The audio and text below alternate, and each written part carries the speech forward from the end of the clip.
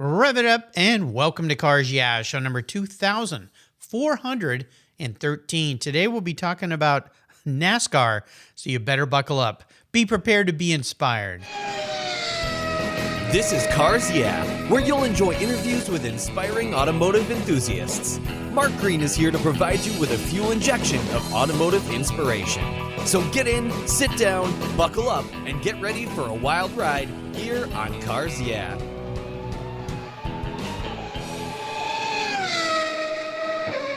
Hello, inspiring automotive enthusiasts, and welcome to Cars Yeah. Today I'm in Charlotte, North Carolina. Well, you know what happens in Charlotte. It's the world of NASCAR a little bit back there with a very special guest, Jay Pennell. Jay, welcome to Cars Yeah. Do you have it in gear, and are you ready to release the clutch? Let's do it. All right, we're going to have some fun. Now, before I introduce you and we dive into this new book of yours, which is very cool, what's one little thing that maybe people don't know about you, Jay? I think one thing that people don't know about me is, I love camping, and I love, let's take this outside of the racing world and the car world.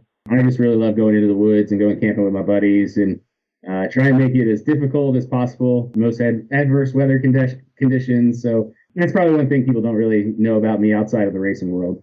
Well, there's nothing like getting out into nature, and I think these days we're all kind of captured behind these computer screens, and we see people posting pictures. I have a lot of followers, and I have some that take the most beautiful pictures, and they're always out hiking and in nature, and I always say I need to do more of this because I live in the Pacific Northwest where there's beautiful hiking and trails and mountains nearby. I really need to get out and do that. What is the one thing about hiking that attracts you so much? Yeah, I think it's just disconnect. Like you said, we're so integrated and intertwined with technology these days. To step back and step into the woods and get back to nature where there's, you don't have cell service, and, if you don't make a fire, you don't find some, clean water, then you're probably going to be in trouble. So, where I go camping, it's not campgrounds. It's really just kind of find a good spot and set up a camp there. And, I was covering the race at Bristol Motor Speedway last month, and, Roan Mountain, Tennessee, North Carolina border right there is only about 20 minutes away. So, while everybody else was fighting for hotel rooms and, probably paying 3-night minimums, I got a, really nice free spot about 6,200 feet up in the air on the Roan Mountain State Park. So I just love to go up there and just kind of get back to your roots and just connect with nature. And it's just a really nice reset. And, there's nothing better than seeing what nature has to offer and getting out there and testing your skills and your limits. Absolutely. Spectacular, beautiful part of the country to do that as well. So there you go. Well, let me introduce you. Jay has been part of the NASCAR industry for over 15 years. His career path has taken him from that of an independent journalist to social and digital marketing to team public relations and to NASCAR gaming. And once in a while, he gets out in the mountains and enjoys nature a little bit. He's written for outlets including Fox Sports, NASCAR.com, Playboy magazine, online as well, and Athlon Sports, and was one of NASCAR's first citizen journalists. I'll have to ask you about that. He also worked with Richard Childress Racing, RCR, handling public relations, content creation, and partnership management. Jay has also served as the general manager of the eNASCAR Heat Pro League, later moving to brand manager NASCAR and INDYCAR with Motorsport Games. His new book is titled Start Your Engines from Sports Publishing, contains 34 chapters describing different inaugural accomplishments that have taken place throughout NASCAR history. It's a fascinating read. We'll learn a lot more about Jay and NASCAR and everything else, but first, buckle up. We'll take a little break with our sponsors, give them a little love, and we'll be right back. Years ago, when it was time to renew my collector car insurance policy, my carrier's rates went up. Way up, but my usage was the same and I never made a claim. I didn't even have a ticket. So what's with that? So I turned to American Collectors Insurance. Has your collector car insurance recently raised your rates for no good reason? Tired of paying an annual membership fee? Then it's time to look around and call American Collectors Insurance. I shopped around, I asked friends for recommendations, and found a winner that I can trust. And boy, I'm glad I did. I saved hundreds of dollars every year and slept better at night knowing my baby was properly insured. American Collectors Insurance have been protecting vehicles since 1976. They provided me with an agreed value insurance policy backed by their history of taking great care of their clients. What could be better than that? So give them a call and ask for a quote today. 866-ACI-YEAH. That's 866-224 9324 and protect the ones you love like I did with American Collectors Insurance. Classic car insurance designed by collectors for collectors. Did you know that Cars Yeah is in the top 1% of all podcasts based on listenership according to Libsyn, the premier RSS feed for podcasts in the United States? That's right. Plus, DuPont Registry recommended Cars Yeah is one of their top 10 car podcasts for you to enjoy. Cars Yeah has experienced tremendous growth, plus your ads are evergreen, meaning they never go away. And more listeners find Cars Yeah every day for their daily dose of automotive inspiration. Do you want to expose your brand to a highly targeted list of automotive enthusiasts in a very unique and very personal way? Well, I can help you. Contact me, Mark Green, at mark@carsyeah.com or through the website at carsyeah.com today to learn more. So, Jay, I want to go back in time a little bit before we talk about this book, which is really, really cool. I want to share this with some friends as well about you and NASCAR, because you start this book by saying, there are a few things in my life that have been more constant than NASCAR racing. So what drew you into this field? Yeah, I grew up in New Jersey, right outside of Philadelphia, so there wasn't a huge racing community up there, especially when it came to NASCAR in the late 80s and early 90s when I was growing up. My mom's side of the family is from the Mobile, Alabama area. So, when I was a young kid and all growing up, I had heard stories of my family racing down there since the 40s. Anytime we would go down there and visit, we'd always go to Mobile International or Five Flag Speedway. And I remember being a little kid and go into one of those races, and the track didn't have walls in the backstretch or the corner, and seeing two cars crash over and leave the track and go over the banking and disappear, and up walk the drivers and they're okay. And it's something that really just stuck with me. The smell, the sounds, the sights, everything about it really just drew me in. And then from that time on, really my parents and my aunt, my grandmother, they were really, really key in continuing my love and my passion for racing and NASCAR. I went to my first NASCAR Cup Series race in 1991 at Dover, watched Harry Gant win part of his Mr. September run. Growing up in the Philadelphia area, it was always the Phillies. Got to give a shout out to the Phillies. Hopefully they sure. keep going and get on that big run and go to the World Series again. Yep. But it was always the Phillies, the Eagles, the Flyers, the Sixers. But for me, it was every Sunday was racing. Every Saturday and Sunday was tuned into whatever channel the race was on. Funny, having a book published and being a writer now for however many years I've been a writer, I was not an avid reader when I was a kid, but my parents and my aunt and my grandmother really kind of saw, well, he has a passion for racing. So, I had a weekly subscription to the NASCAR scene. I had a subscription to the NASCAR Illustrated. We got the NASCAR yearbook at the end of every year. Auto Week, Stock Car Racing Magazine. Those are really the things that I enjoyed reading, and that's really kind of flourished, how I developed as a reader and a writer. So I've been able to kind of take a lot of those skills and put them to use, right? That history of knowledge of, recording every single race for years on VHS and still having that collection. Wow. It's really kind of given me a lot of basis for the knowledge that I have in what I do now.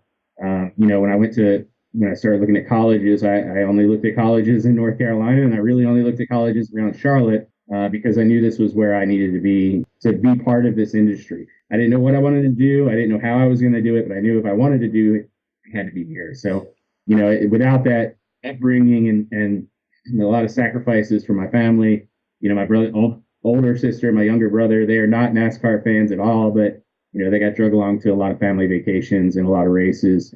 And ultimately it paid off in a career that I've been able to enjoy for the last, 15 plus years, and hopefully for more to come. Well, my hat's off to you. I mentioned in your intro that you are one of NASCAR's first citizen journalists. Can you explain what you mean by that? Yeah, so when I first really got into the sport was around 2006, 2007.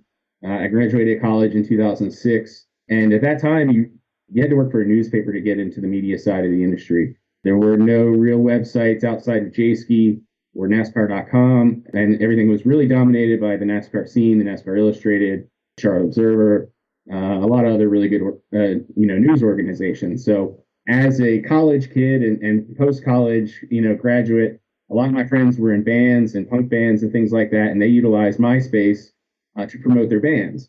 And I saw that and was like, well, I could use that and create a NASCAR blog and use all the things that I just learned in college from being a history major and writing and improving my writing skills, and try and take all this base knowledge that I have about NASCAR and marry it with what I know about writing and what I've learned about writing, and marry it with my new social media knowledge of MySpace. And so I created a blog that way. And I was an intern at the Sports Business Journal, working on the sports business resource guide and fact book. And I just happened to be in the same floor as the NASCAR scene and the NASCAR Illustrated. So all these people that I grew up reading, really admiring, now I have all their email addresses. Yeah. They're all sitting behind me. So I would write race recaps and just email them to everybody and kind of spam them and then go ask them for advice. So, it's not like this isn't exactly the path that I had, I chose to go down. I did apply for different copy editor roles or different journalist roles within news organizations, but I didn't have any experience. But I wasn't going to let that stop me from doing what I wanted to do. So I went to the groundbreaking of the NASCAR Hall of Fame here in Uptown Charlotte, and was sitting there with a notepad and paper, or a notepad and pen, taking notes, and met a guy who was starting a website by the name of Ray Everett. And we worked on hardcoreracefans.com from 2007 until, say, about 2009, before I left there. And I was working full time basically as a writer, but I wasn't getting paid full time as a writer because we didn't have subscriptions. We didn't have ad support. We didn't, we couldn't exactly go out and sell a ton of sponsorship because our readership was growing. And so, I had my first child at that time. So it was really difficult. I was working probably at times 3 different jobs just to funnel money to, sure. Keep the bills paid and traveling to races. So I really did the citizen journalist thing from about, I'd say, late 2006, early 2007 until 2012. There were a lot of ups and downs, and we didn't get a ton of support from the tracks or NASCAR at first, but as more outlets started to come about, we kind of got roped into what they call the NASCAR Citizen Journalist Corps, and the whole goal of that was to provide more credentials to the racetracks and get access to the teams. But a lot of that stuff we had already done, and I had already done for us. So it was definitely a lot of hard work, a lot of sleeping in my car, a lot of sacrifices, both financially and on the family side, and missing out on things going on with friends and family. But it was ultimately, I knew that was what I needed to do to get where I wanted. A lot of side hustling is what I'm hearing here. Yeah, I mean, I managed a Ben & Jerry's ice cream store I worked at an ice cream store for about 10 years. I worked at an indoor go-kart track. I was working at a melting pot fondue restaurant. Whatever it took. And a lot of times when I was working at the Ben & Jerry's, I'd have to close the store for 10, 15 minutes. So I'd go in the back and make a phone call and interview somebody, open the store back up and stand there on the freezer, like have the laptop on the freezer, write my stories, in between customers. So it was definitely a lot of work, but I think it helped prove that I was dedicated enough to do this. And I think that people within the industry took notice of it, and I think it's really helped build a nice work ethic for me as well. So no kidding. Wow. What a story. Well, let's talk about this book, because it's a great fun. And I love the concept behind all these firsts. You take us all the way back to the beginning. And I wonder if we could touch on, first and foremost, how did the book come about? Like, where did this whole concept come from? Yeah. So I actually, this is a second edition. So the first edition, I worked on that in 2015. The way that came about was, I have a good friend and one of those writers that I grew up reading and really admired, and was probably one of the top 3 people that, when I read articles as a kid, he was one of the people that I looked at and said, this is who I want to be like. And that's Ben White. And so he had written a couple books before, and I think, with Sports Publishing and Skyhorse, and they came to him with an idea, and, he just couldn't do it. He had too much on his plate, those kinds of things. And he told them to get in touch with me. So nice. That was a huge honor for me. Yeah. It really was, to have somebody that you looked up to and still look up to, who's become a friend over the years, to kind of push them my way and say, this is the guy that, should be doing this, was a huge honor. So, when I first worked on the first edition, I was working at foxsports.com. So I was writing probably anywhere from 3 to 7 articles a day. Wow. And then come home and writing this kind of in my free time. So I had really wanted to update this book over the last few years. There were some things in the hardback edition, the first edition, that I wanted to adjust and fix, and some like small little typos that that nobody sees, but you see them. So luckily I had wanted to do this for a while, and the publishers reached back out and asked if I was interested in taking this to paperback and updating the book. So I've made updates throughout. Pretty much almost every chapter has at least some updates, but then I also added five new chapters because there's been so many new things that have happened in the sport since the first edition came out that it just seemed a perfect time for this new edition to come out. And the 75th anniversary of NASCAR, there's a huge emphasis on the history of the sport right now, but also where it's going in the future. So I think this is the perfect time. There's a lot of new eyeballs on the sport. There's a lot of new fans coming to the sport. So it seems like the perfect time to get a new book out there about the history. Well, it's about 266 pages, and I wanted to ask you, I have a set list of questions I ask people, but I'm going to mix some of these up as they relate to your book a little bit, if you allow me to do that. And one is what I call a driving inspiration, somebody who's been very influential. If you look at all the chapters in here, and what I like about this is it's all broken down into short chapters, so you can kind of, read a little bit and then take a break or go have dinner and come back, and it's really fun because these little stories. Is there one story, if you can do this, that was, as you wrote this and put this together, the most inspirational to you? And did that inspiration come from the experience or from the person that you wrote about? I think when you look at the inspiration and kind of just uniqueness of the story, I think when you look at the first African American winner, right? That's a chapter that was heavily edited and updated for this new edition. You just look at what, Wendell Scott had to go through and endure during his time in NASCAR, racing in Jim Crow South and dealing with the inherent racism that was around the sport at that time, and not succumbing to being bitter or anything like that, but to just put his nose down, work hard, and let his results speak for themselves. And, I've gotten the privilege to speak to his family. I was there when he was inducted into the NASCAR Hall of Fame.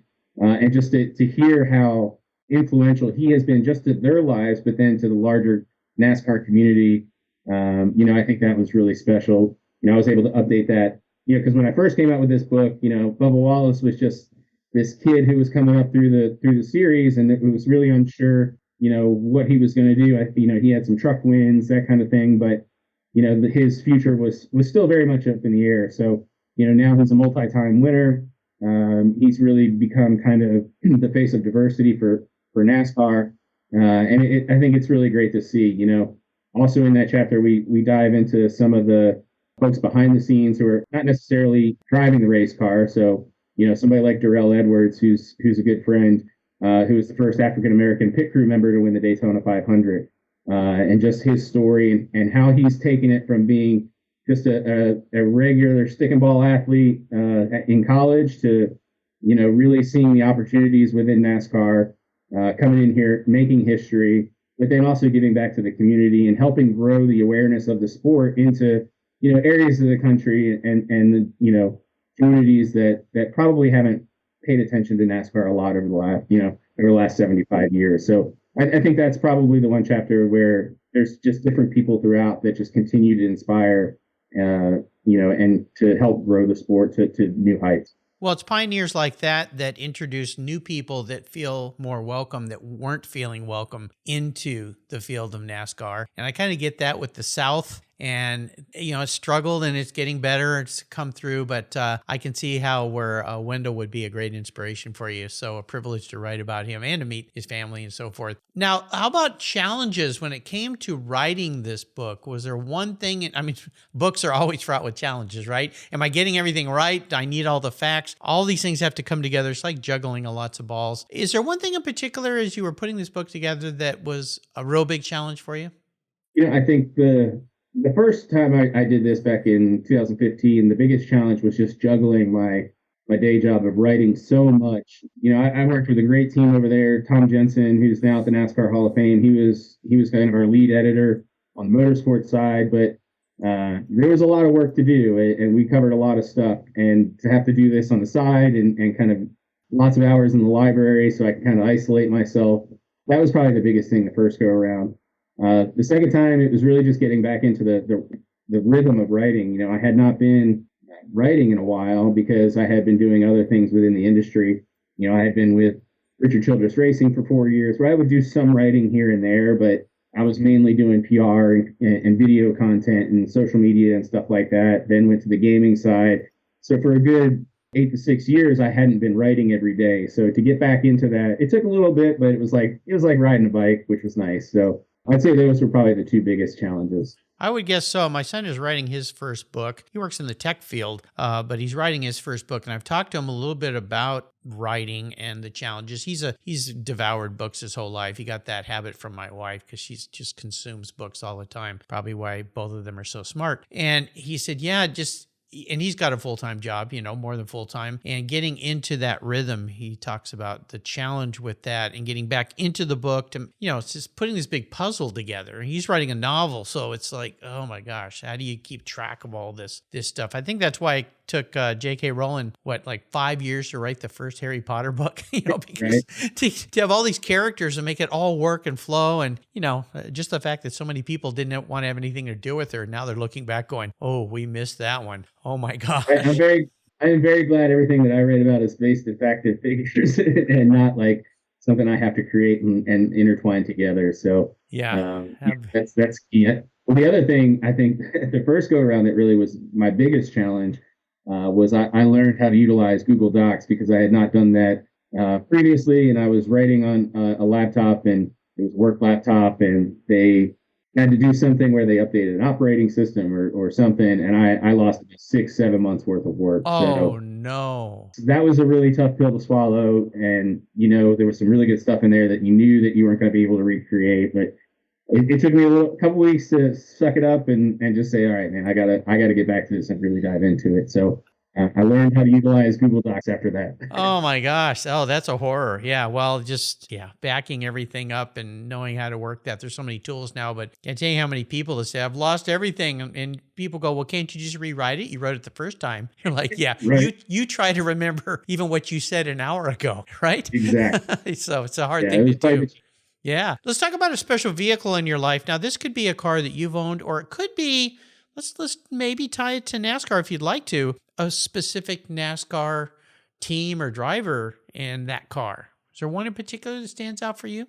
Yeah. So I'm going to cheat here and probably say two of them, right? That's okay. So I think the first one would have to be the old Rusty Wallace Midnight car from his, Penske days. When I was growing up, I was a huge Rusty Wallace fan. That's who I cheered for from the very beginning. And I came down here in Charlotte in 1996. My aunt and I came down for the Winston and the Coca-Cola 600. I'm actually wearing the T-shirt I got. There you go. I love it. By the way, listeners, this room that Jay is sitting in, it looks like a museum. Of memorabilia. It's pretty cool. Yeah, thank you. So while I was down here in 1996, we went to all the race shops. So we went to Penske and met Earl Barvin, who was on the Team Penske team. He was part of Rusty's crew. He was the Jackman some years, Fueler some years. He drove the Hauler some years. He would later go on to be Jimmy Johnson's spotter all through his championship runs. So we had met him in Dover years ago in like 1992, something like that, and reconnected with him at the race shop. So he took us all around Penske. I met Don Miller. I met all kinds of folks that worked on the cars. And he actually picked me up and put me in Midnight that Rusty was going to drive that weekend in the Coca-Cola 600. Whoa. So that was a really special moment. So that was pretty cool. The other one I'd have to say is probably the number 21 South Point Hotel and Casino Chevrolet that I worked on doing PR for Daniel Hemrick at Richard Childress Racing.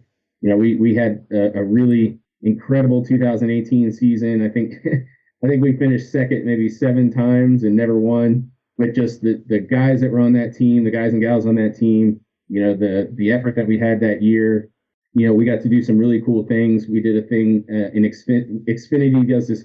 Used to do the pre-COVID they would do a huge takeover of Philadelphia for the Xfinity series where they'd have drivers going around all over the city hitting different museums or schools or news outlets. And I grew up 15 minutes from Philadelphia, and it's really kind of my hometown, if you will, even though I'm from New Jersey. But so one of the cool things we got to do was Daniel was leading a parade around the city and then was going to be doing some burnouts in the car. So we were trying to figure out ways that we could stream this, way we could get it on Facebook Live. And I was like, man, I wish I could just sit in the passenger seat. And he's like, well, hop in. And so we cleared it with NASCAR, we cleared it with Xfinity, we cleared it with the city. Nice. And so I got to ride around my hometown, hanging on to the roll bar with my cell phone in the other hand, all around the city of Philadelphia, which was incredible. We did some awesome burnouts, which, Getty took some incredible pictures right in front of Philadelphia City Hall with, William Penn on top of it. And so, that car it has a special place in my heart. Yeah. Well, it must have taken a week or two to wipe the grin off your face after that experience. I think grin is still there. I look at pictures of it every once in a while and still can't believe I got to do it. Yeah, that sounds awesome. So I'm going to crawl into your head and be a bit of a car psychologist for you here. And maybe, again, we tie this to NASCAR. I'm going to twist this up for you. Okay. Typically, I ask people if they were reincarnated as a vehicle, what would they be? But in your case, if you were reincarnated as a NASCAR, what would you be?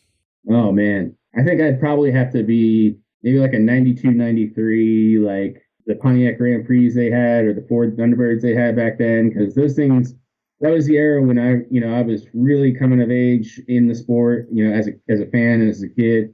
In 1992, I think I went to maybe like 4 or 5 races that year. There's just something about the way those cars raced, the way they looked, that's really special. So that's an era that I've always wished I could have worked in.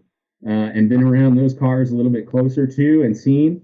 When I worked at Richard Childress Racing, there were a number of those cars in the museum from that era, and it's always great to go up and see them. So I'd have to say something like that. That sounds cool. I love it. So I like to ask people about how they like to give back. One thing I learned about you is you currently contribute to outlets including Racing America, which helps young up-and-coming drivers with marketing and partnership guidances. Can you talk a little bit about that?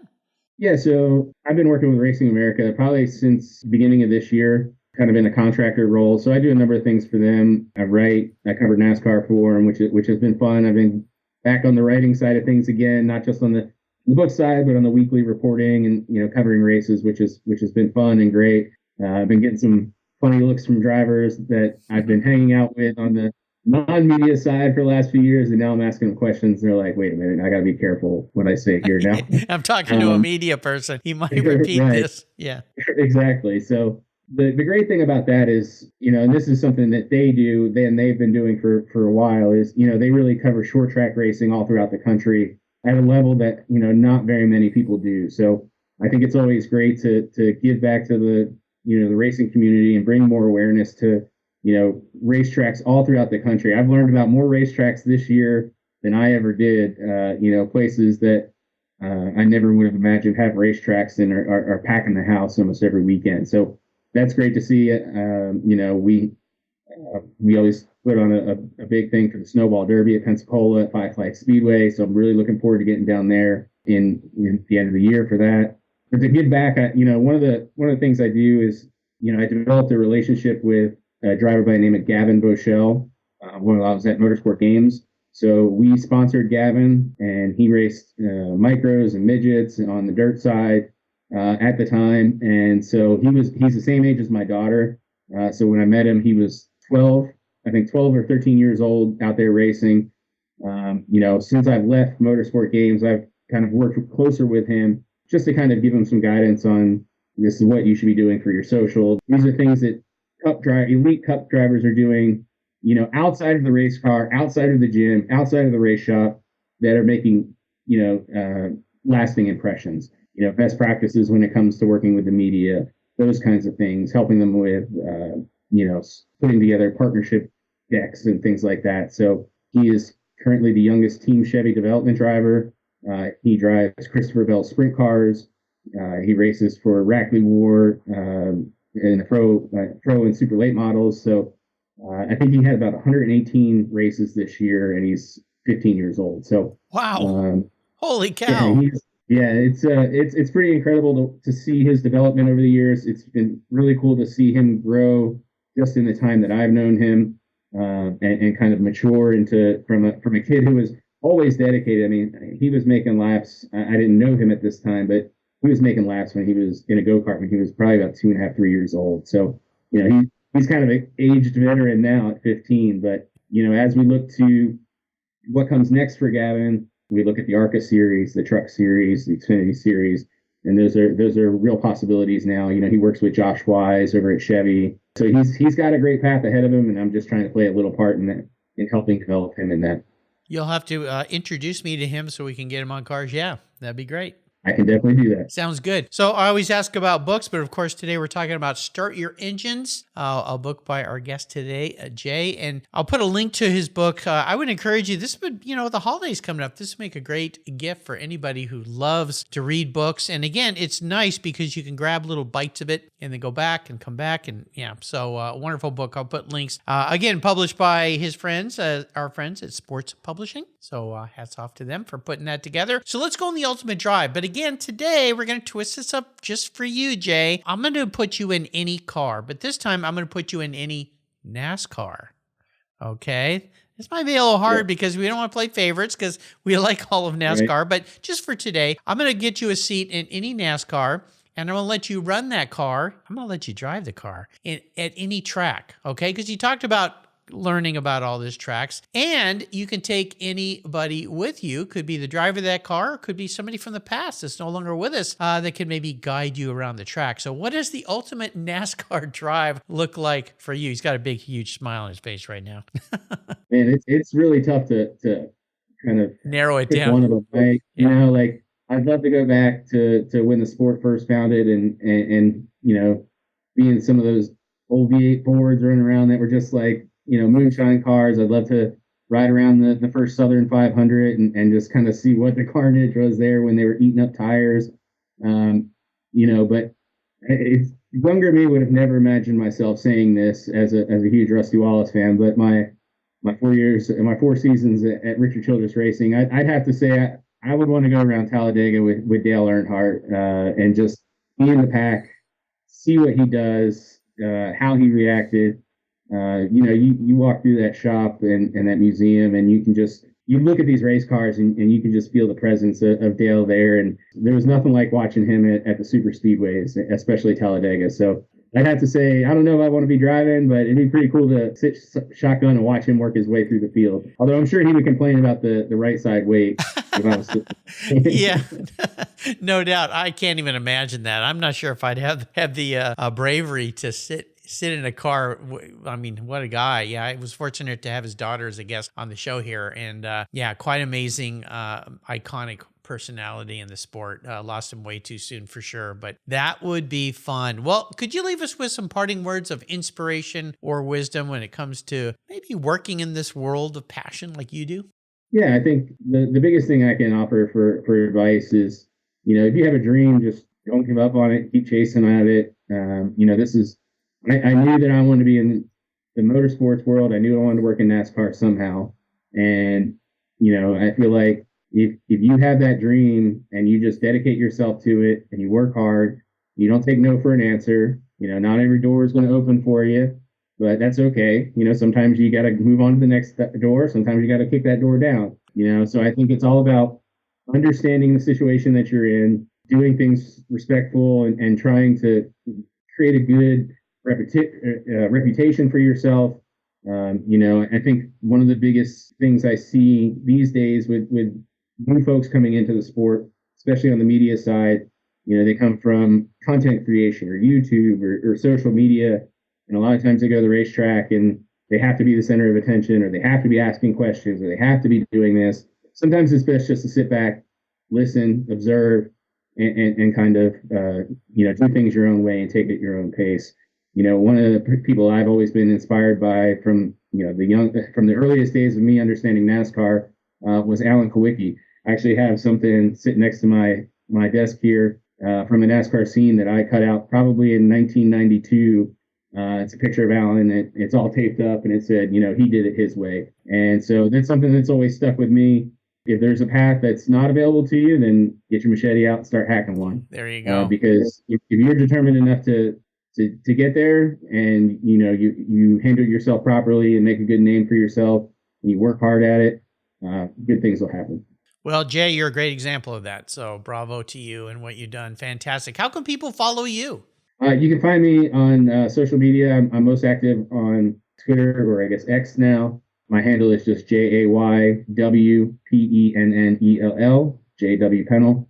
And I'm on that on Instagram as well, and find me on LinkedIn, all that good stuff. There you go. I'll put links to all of these on Jay's show notes page here on the Cars Yeah website. And of course, you want to get your hands on this book, Start Your Engines by Jay Pennell. You'll love it. It's a great book. Get a couple copies and share them with all your car buddies. They'll appreciate it for sure. Jay, thanks for being so generous today with your time, your experiences, and sharing a very inspirational story with us. Until you and I talk again, I'll probably see you at a NASCAR race. Sounds good. Thank you very much. You're welcome.